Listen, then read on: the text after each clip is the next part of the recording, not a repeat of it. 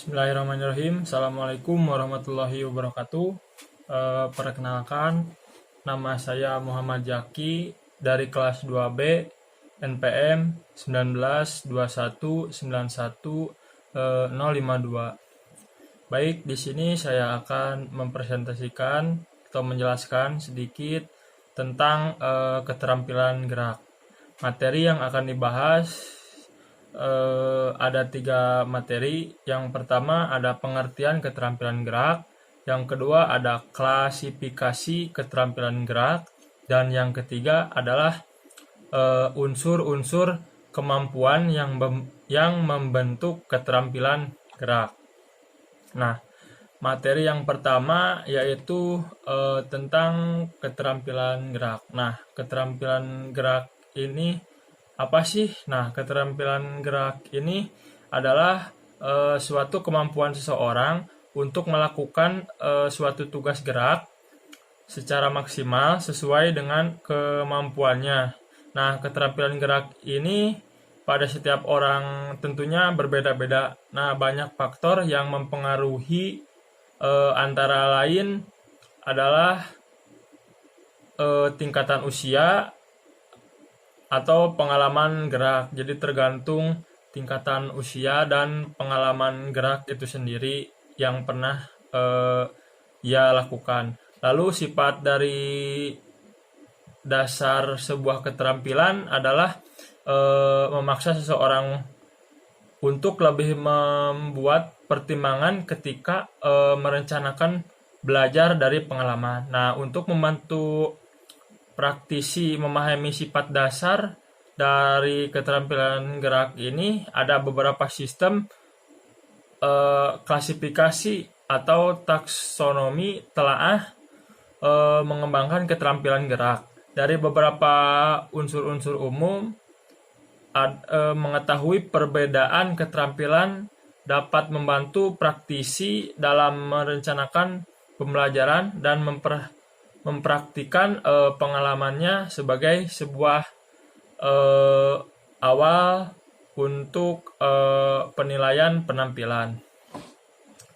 Nah, di sini pengertian belajar gerak adalah suatu belajar atau suatu proses yang dilibatkan dalam melakukan gerak dan penyaringan atau seleksi suatu keterampilan motorik tentang apa yang menjadi penghambat gerak tersebut. Lalu ada studi yang terkait belajar gerak, yakni motor kontrol, yang melibatkan sistem saraf, fisik, dan aspek tingkah laku tentang pergerakan manusia. Nah, dari latar belakang tersebut ada dibuat rancangan pembelajaran siswa di sekolah agar tujuan pembelajaran dan keterampilan gerak yang ingin dicapai bisa terlaksana dengan baik tentunya. Semua strategi pembelajaran tidak akan sama dan efektif untuk semua pengajar sehubungan dengan perbedaan individu masing-masing. Nah, masing-masing orang akan memiliki kemampuan yang berbeda-beda. Ciri yang secara genetik menentukan peningkatan atau membatasi kemampuan kita untuk menjadi terampil dalam suatu tugas tertentu.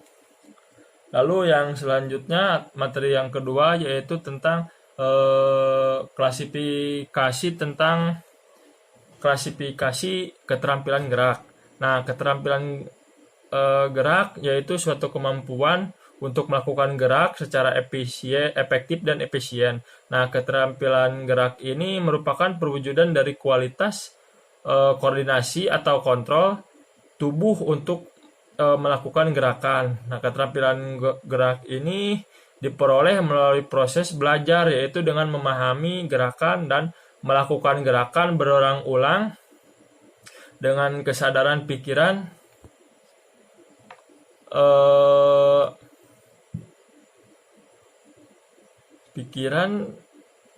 kebenaran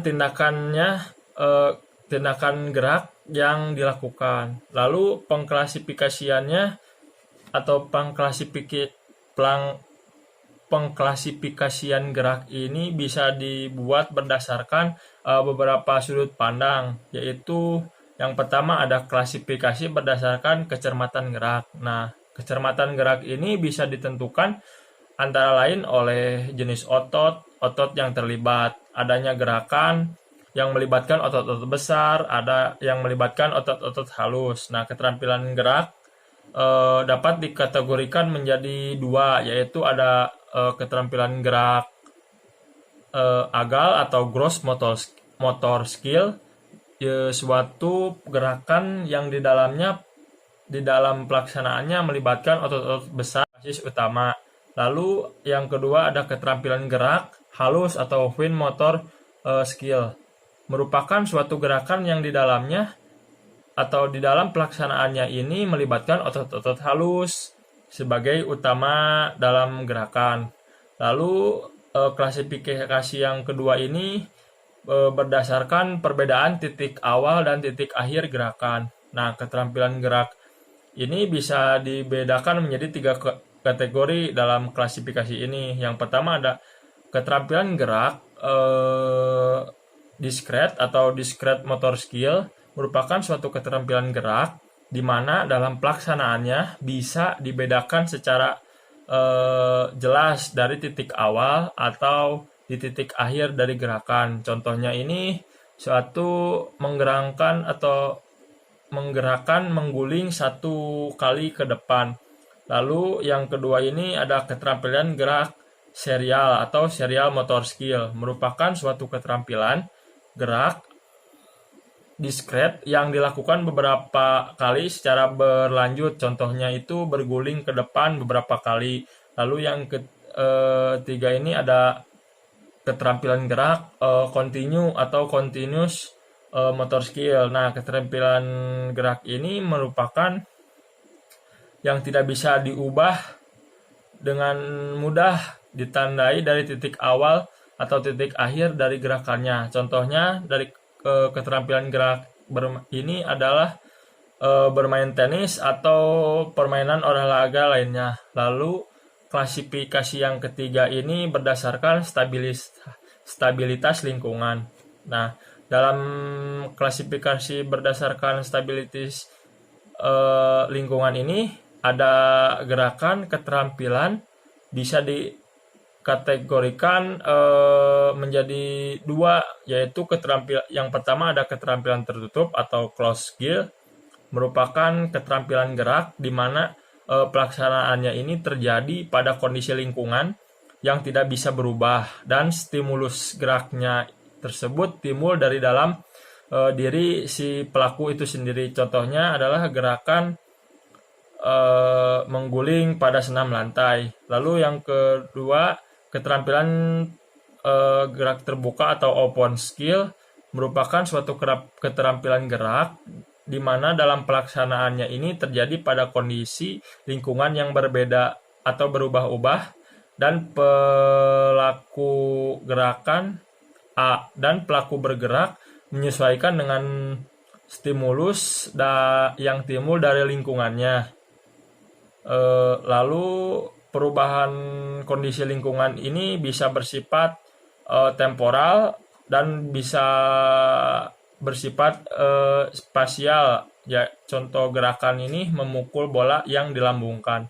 Lalu materi yang ketiga adalah unsur-unsur kemampuan gerak atau unsur-unsur kemampuan yang membentuk keterampilan gerak. Nah, di sini ada 3 kelompok kemampuan yang membentuk keterampilan gerak. Nah, yang pertama adalah kemampuan fisik. Nah, fisik ini di dalamnya sebagai fungsi untuk melakukan gerakan tentunya. Lalu kualitasnya perlu baik agar setiap gerakan bisa terampil. Lalu ada unsur-unsur fisik. Nah, unsur fisik ini yang terdiri dari strength atau kekuatan, ketahanan atau endurance, lalu kecepatan dan kelincahan atau agility, lalu kelenturan atau fleksibilitas, lalu ketajaman indera dan kecepatan reaksi. Lalu ada kemampuan mental. Nah, tentunya ada beberapa unsur yang termasuk dalam kemampuan mental ini. Yang pertama ada kemampuan memahami gerakan yang akan dilakukan, lalu kecepatan memahami rangsangan atau stimulus, lalu kecepatan membuat keputusan, lalu membuat atau memahami hubungan jarak atau spasial, lalu kemampuan menaksir irama, lalu kemampuan mengingat gerakan, lalu ada kemampuan memahami mekanika gerakan, dan yang terakhir ada kemampuan berkonsentrasi. Lalu tahapan yang ketiga ini ada kemampuan yang ketiga ini adalah kemampuan emosional. Nah, kemampuan atau kondisi emosional ini juga berperan sangat penting dalam menghasilkan keterampilan atau penampilan gerak yang terampil. Kemampuan atau kondisi emosi awal yang berpengaruh pada saat melakukan gerak tersebut terhadap kualitas penampilan dari penampilannya, yang meliputi satu, kemampuan mengendalikan emosi dan perasaan. Yang kedua, tidak ada gangguan emosional. Yang ketiga, tidak perlu dan mau melakukan gerakan. Yang keempat, bersikap positif terhadap prestasi belajar gerak. Nah, mungkin cukup sekian yang bisa saya jelaskan. Kurang lebihnya mohon maaf. Billahi taufiq wal hidayah. Wassalamualaikum warahmatullahi wabarakatuh.